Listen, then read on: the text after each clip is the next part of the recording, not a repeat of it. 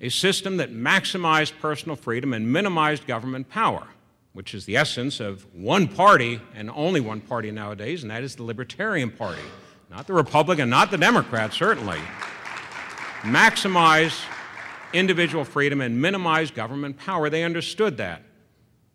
And they crafted into the Bill of Rights, for example, significant limitations on government power, codified in the Bill of Rights as adopted by the states, those new states. Now, they didn't do this in a time of tremendous tranquility. You know, people nowadays, government leaders, talk about this great threat that we face out there, or the great threat that we face from these cells here at home. Are there threats? Absolutely there are. Do we need to be mindful of them? It would be utterly irresponsible not to be mindful of them, not to have a system whereby we gather legitimately as much information as we can on those who would do us harm and take action against them through our legal system. But it isn't as if our nation has never faced dangers before.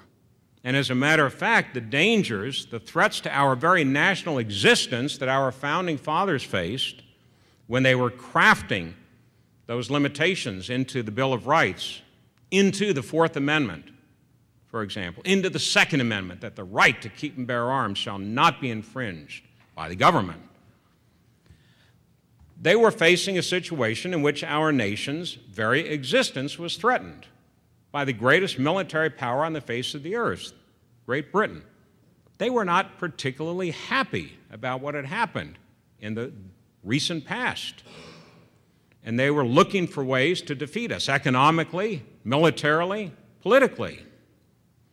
And yet, even facing those threats to our very existence as a new nation, our founding fathers laid out in the fundamental law of this land, in the Bill of Rights, that the privacy of an individual is absolute, other than if the government has a good and articulated to a judge reason to invade that privacy. You know, the standards are laid out in a little fancier language in the Fourth Amendment, but in essence, that is the fundamental right to privacy that is the foundation, again, going back to Ayn Rand, not just of our society, not just of our form of government, but of civilization itself. And then we have this modern class of government leaders who believe that simply because earlier in the Constitution there is a term that the president is the commander-in-chief, that means that that individual can, at his or her whim, disregard the laws of this land that are, even if they are very explicit, such as the Foreign Intelligence Surveillance Act, can disregard the Constitution itself to not engage in unreasonable searches and seizures, that is, invade the privacy without a good and justifiable and articulated reason,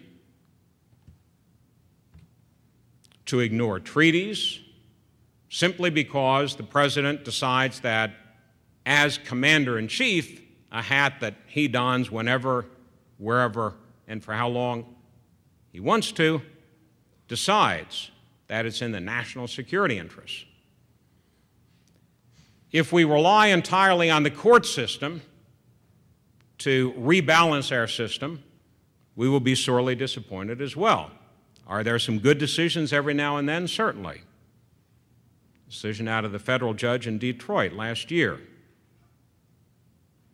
But they're few and far between. And generally speaking, more often than not, the federal courts will find a way to justify executive branch power rather than to negate it. And that is particularly true whenever there is even an implication of so-called national security. And over the decades, the courts have concocted some wonderfully imaginative but terribly destructive figments or legal justifications for government power. Something called an expectation of privacy. Well, does this person using this particular device of communication have a greater expectation of privacy than this one over here? Well, if so, then we'll protect that one that communication, but not this one. So therefore, we have, in today's world, with the use of internet and email as forms of communication, which clearly were not contemplated back in the 1960s when the current law, the basic law on electronic surveillance, was crafted. You have the government and many courts saying, well, since this postdates this law, which sets certain restrictions on the way government can surveil, that it doesn't apply to these communications. And oh, by the way, when somebody communicates by email, they don't have the same expectation of privacy as when somebody communicates by phone. I mean, did they ask any of us? I mean, when we communicate, through our ubiquitous BlackBerry or in whatever way electronically nowadays,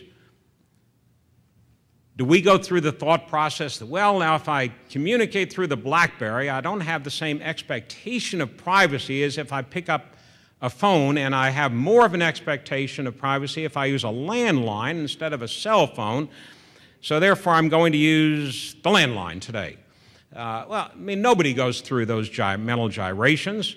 When we communicate, we expect, and we have an absolute right to expect, that is private from government surveillance, from government intrusion, unless the government has a good, legitimate, reasonable, and articulated basis to invade that privacy.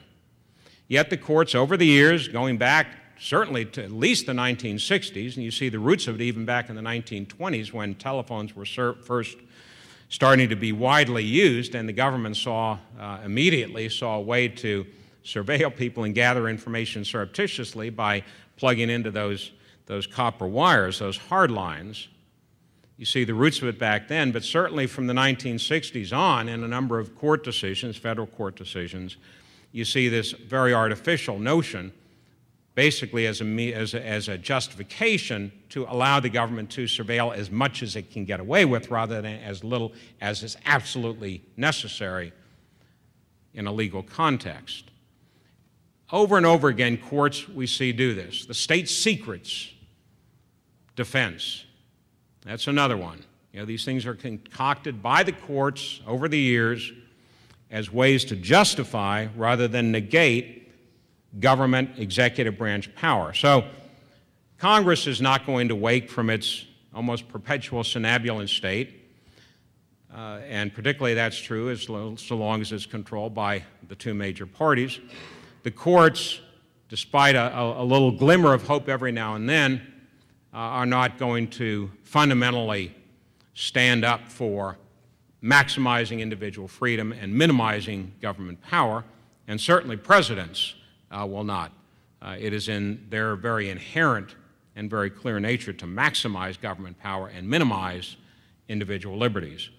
We, the people, are the only entity in our system that can and must rectify this situation. And we're going to have to be very imaginative about how we do it.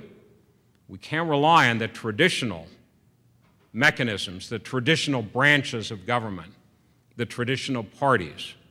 We have to look for new ways. That's why this foundation is so important, as one of the ways that we can articulate and spread and develop these ideas and bring as many people in as we can. Working through other entities. The Libertarian Party, on which National Committee I now proudly serve, is another. I'm not here to as a shill for the Libertarian Party, but look for organizations that truly have liberty at heart and as their core mission, and work with them, support them. There are a lot of organizations out there that don't do that. There are a precious few that do. It's very important that we support them, that we work with them, and both in a political as well as an intellectual context, and support them financially. Because that is indeed, I'm absolutely convinced, the only reason that I'm at all optimistic over the long run is because the people are still active